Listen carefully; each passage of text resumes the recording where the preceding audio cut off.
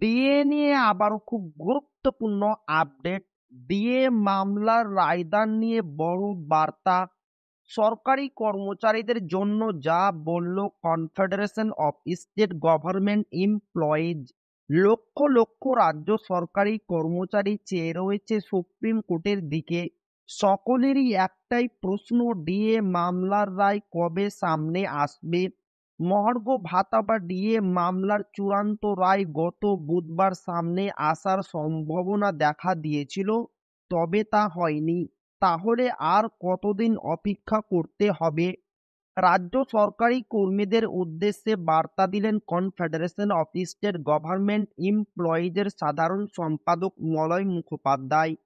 Supreme কোর্টে গত 8ই September শেষ হয়েছিল ডিএ মামলার শুনানি।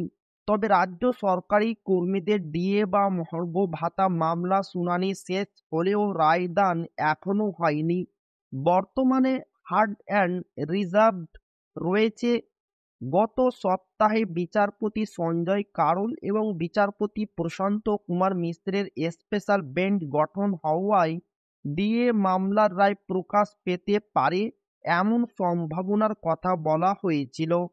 এবারে কনফেডারেশনের তরফ থেকে সরকারি কর্মীদের নেতা বললেন, আমরা তীক্ষ্ণ নজর রেখেছি, এখনও রাখছি যে সুপ্রিম কোর্ট কবে ডিএ মামলার রায় ঘোষণা করে সেই সংক্রান্ত তথ্যের উপর।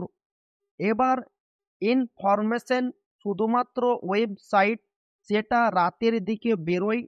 এছাড়া যদি কানাঘুষো আমাদের যে আইনজীবীরা আছেন তারা যদি জানতে পারেন তাহলে সেই সম্ভাবনার কথা জানাতে পারেন।